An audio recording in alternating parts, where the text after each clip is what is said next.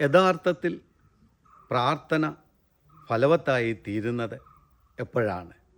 ഹൃദയത്തിൻ്റെ ആഗ്രഹങ്ങളിൽ നിന്ന് നമ്മുടെ പ്രാർത്ഥന ഉയർന്നു വരുമ്പോഴാണ് അത് യഥാർത്ഥത്തിൽ പ്രാർത്ഥനയായി മാറുന്നത്.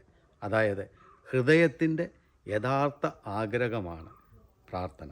അതുകൊണ്ട് തന്നെയാണ് ക്രിസ്തു നമ്മെ ഓർമ്മപ്പെടുത്തിയത്, രണ്ടുപേർ ഭൂമിയിൽ യോജിച്ച് ചോദിക്കുന്ന ഏതു കാര്യവും എൻ്റെ സ്വർഗസ്ഥനായ പിതാവ് നിങ്ങൾക്ക് സാധിച്ചു തരുമെന്ന്.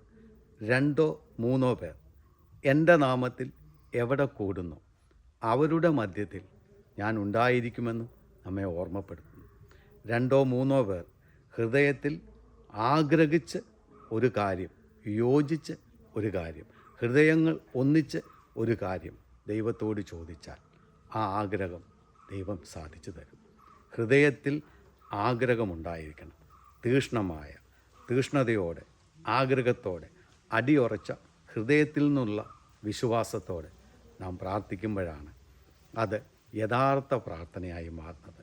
പ്രാർത്ഥന ഹൃദയത്തിൻ്റെ ആഗ്രഹമായി മാറണം. അതുകൊണ്ടാണ് അനേകരെ ഒന്നിച്ച് ഒരേ ഹൃദയവും ഒരേ മനസ്സോടെ ചില സ്ഥലങ്ങളിലൊക്കെ പ്രാർത്ഥിക്കുമ്പോൾ അവിടെ അത്ഭുതങ്ങളും അടയാളങ്ങളും ദൈവം പ്രവർത്തിക്കുന്നത്. കാരണം ഹൃദയത്തിൻ്റെ ആഗ്രഹങ്ങളെ മാനിക്കുന്നവനാണ് ദൈവം. വിശുദ്ധ ഗ്രന്ഥം നാം പരിശോധിക്കുമ്പോൾ ഹൃദയ ആഗ്രഹത്തോടെ ദൈവത്തെ വിളിക്കുന്ന അനേകരെ നമ്മൾ കാണുന്നുണ്ട്. അവിടെയൊക്കെ ദൈവം അവരുടെ ജീവിതത്തിൽ ഇടപെടുന്നതും നമ്മൾ കാണുന്നുണ്ട്. തെരുവീതിയിൽ ഇരുന്നുകൊണ്ട് ഹൃദയ ആഗ്രഹത്തോടു കൂടിയ ഭക്തിമായി ദൈവത്തെ വിളിക്കുന്നത്. ക്രിസ്തു അവൻ്റെ വിളി കേട്ട് അവിടെ നിന്ന് അവനെ അനുഗ്രഹിക്കുന്ന രംഗം നമ്മൾ കാണുന്നുണ്ട്.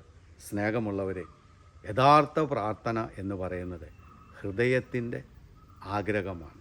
ആ ആഗ്രഹത്തോടെ നാം ദൈവത്തെ വിളിച്ചാൽ തീർച്ചയായും നമ്മുടെയും ജീവിതം അനുഗ്രഹിക്കപ്പെട്ടതായിത്തീരും. ദൈവം നിങ്ങളെ അനുഗ്രഹിക്കട്ടെ.